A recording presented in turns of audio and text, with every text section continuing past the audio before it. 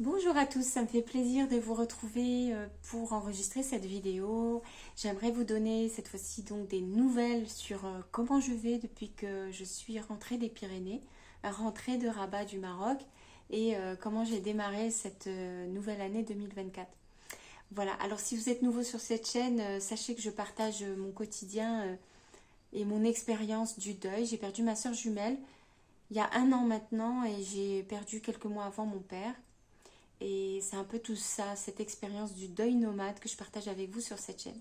Vous êtes les bienvenus pour vous abonner si vous avez envie de me suivre, pour consulter les vidéos précédentes où je vous raconte tout ça. Mon expérience de jumelle, de sœur jumelle, avec cette séparation du deuil et cette perte de repères. Voilà. Alors, comment je vais? Bah écoutez, je vais pas bien. Je crois que je vais dire les choses assez simplement et directement. Je vais pas bien. Je traverse vraiment une période là très difficile. Euh, je ne sais pas comment vous le dire, mais bien évidemment, si vous avez écouté ma vidéo précédente, bah, vous savez que mon projet dans les Pyrénées s'est arrêté de façon très brutale, émotionnellement très violente et une très très grosse déception parce qu'il y a une déception humaine aussi derrière. Et, euh, Et puis, ça a été un retour forcé en Bretagne et dans mon appartement, là où je ne voulais pas aller. Ça fait un an que je fuis la situation parce que ça me rappelait ma soeur jumelle et toute la souffrance qui y est associée. Et là, j'ai accepté de le faire. Donc, j'y suis retournée. J'ai passé 3 semaines et demie, donc quasiment un mois, toute seule, enfermée. J'ai l'impression que j'étais incarcérée. Et j'ai dégringolé. Dégringolé. Voilà. Et je suis rentrée dans une espèce de paralysie, plus possible d'agir. J'ai arrêté absolument toutes mes activités et une énorme hyperphagie. Alors dites-moi en commentaire si vous connaissez ces périodes-là, si vous-même vous avez des troubles du comportement alimentaire quand vous allez mal. Mais c'est terriblement difficile à vivre parce que moi, je sais très bien comment faire pour prendre soin de ma santé. Je pense que vous aussi. Mais malgré ça, vous faites du mal. Et je suis là, je n'ai pas faim, mais je vais quand même manger. Et je vais continuer de manger jusqu'à me faire mal. Mais je ne vomis pas parce que je ne suis pas boulimique ou anorexique. C'est autre chose. Je garde tout ce que je mange et je cherche de plus en plus salé, de plus en plus sucré, et puis c'est horrible. Et tu te vois faire ça et tu n'arrives pas à stopper ça parce que t'es mal. En fait, j'étais exactement face à un vide intérieur monstrueux et face à la douleur. C'est horrible, vraiment c'est horrible. J'ai passé, si vous voyez mes cernes de toute façon, j'ai passé un mois là absolument terrible. Je n'ai fait que dégringoler, que dégringoler. Voilà, donc c'est très choquant. Et je comprends maintenant pourquoi je ne voulais pas le vivre. Je comprends pourquoi j'ai fui pendant un an. Parce que c'était trop tôt. Parce que c'était trop tôt. Effectivement, j'ai redémarré des séances avec la psy qui habite, enfin qui est là-bas, dans ma petite ville en Bretagne.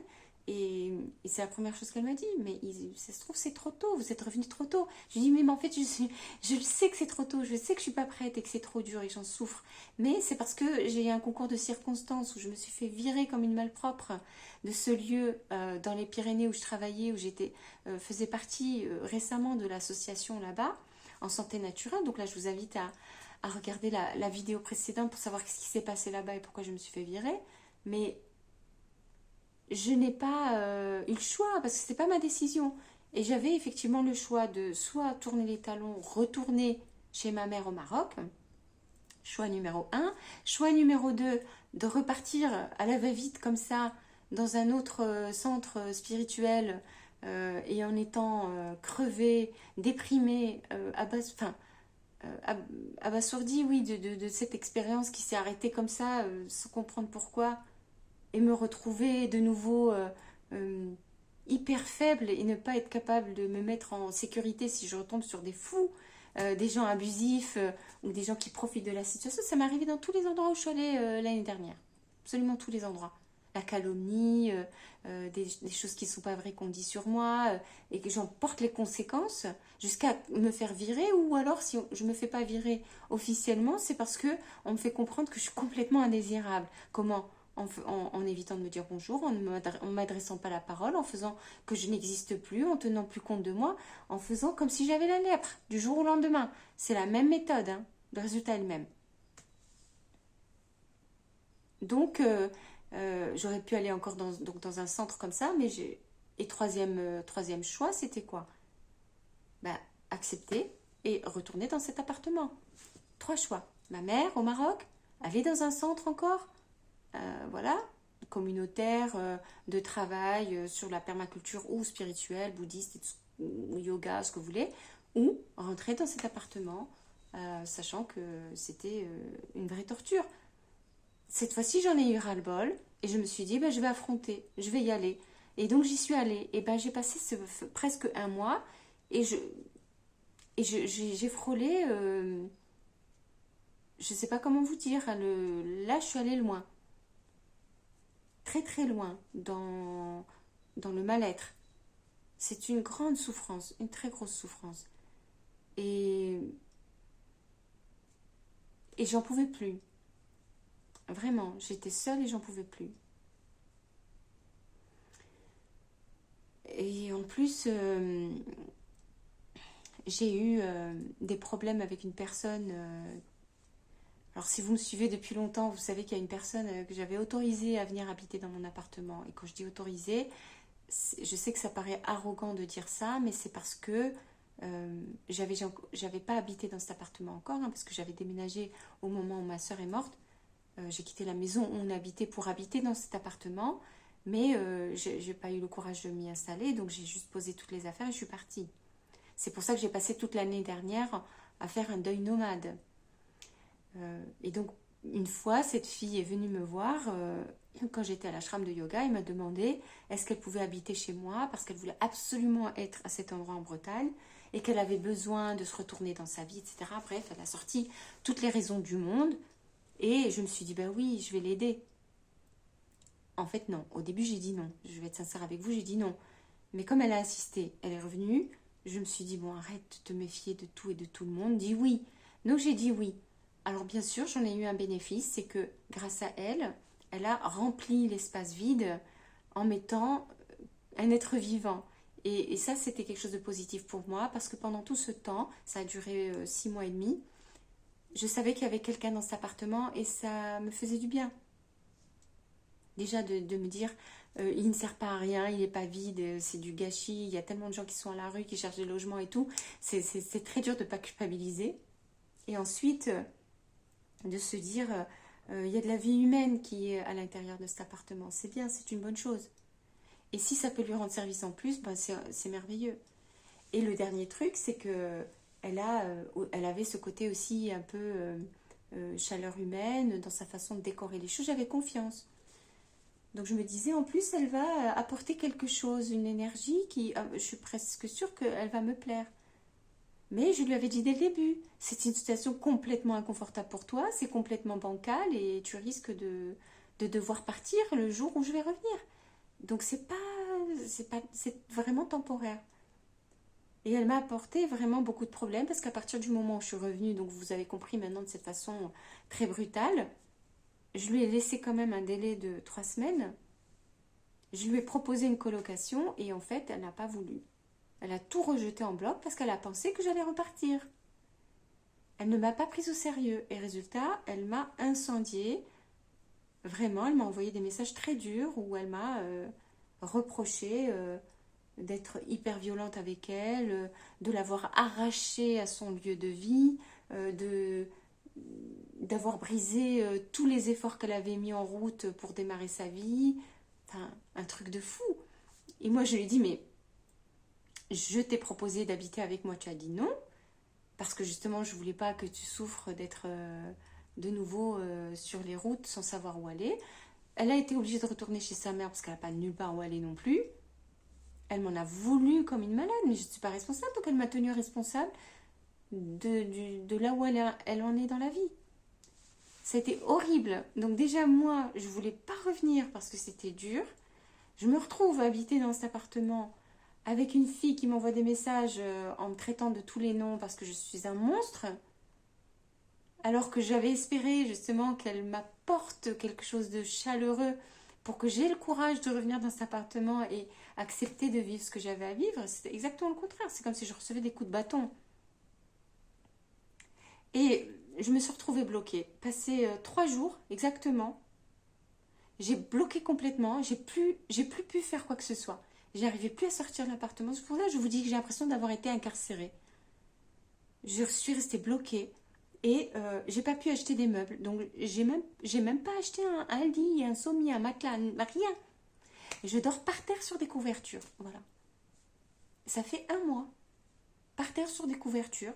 Alors heureusement que c'est suffisamment confortable. Je trouve que c'est dur quand même. Hein. C'est vrai que les premières nuits c'était dur. Mais ça va quoi, c'est pas non plus, voilà, j'ai un âge où je peux encore me permettre de faire ça. Mais c'est vrai que j'ai pas de meubles quoi. Donc c'est triste, j'habite dans un appartement où je veux pas aller, j'ai tout ce deuil, cette souffrance, cette douleur. Il y a l'autre qui m'incendie comme si j'étais le plus gros monstre qui existe sur Terre. Et j'ai même pas de confort. Donc bon.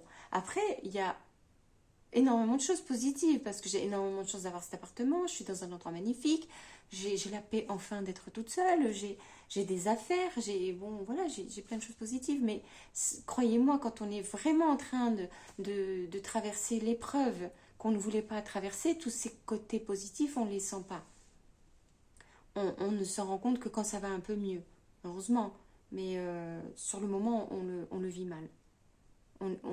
On touche le fond. J'ai touché le fond. Et au bout d'un moment, quand je suis allée voir la psy, donc la dernière semaine, elle m'a dit stop à la souffrance. Peut-être que vous pouvez faire une pause. Vous n'êtes pas obligé de rester dans une incarcération comme ça, à vouloir absolument vivre le deuil et tout ça. Eh ben, dans ces cas-là, aérez-vous, sortez, allez faire quelque chose, allez voir des amis et tout. Et donc voilà, j'ai accepté son idée, enfin sa suggestion, et je me suis dit, mais dans le fond c'est vrai. J'ai une très bonne amie en région parisienne qui fêtait son anniversaire, et j'ai toujours ma très bonne amie qui m'accueille toujours les bras ouverts à chaque fois que j'en ai besoin, et je me suis dit, bah allez, c'est pas prévu, mais j'y vais. Donc, j'ai décidé d'aller à Paris et de m'offrir une pause de 1 semaine et demie, voilà, juste pour reprendre mon souffle, quoi. Reprendre mon souffle et y voir plus clair. Voilà. Donc c'est très très dur, là, voilà. Mais c'est fait, voilà. Donc c'est pas fini du tout, je suis en plein milieu du tumulte, mais c'est quand même que je suis pas au niveau zéro, j'ai avancé quand même de 1 mois, là. Voilà, c'est une pensée positive, je voulais la partager avec vous.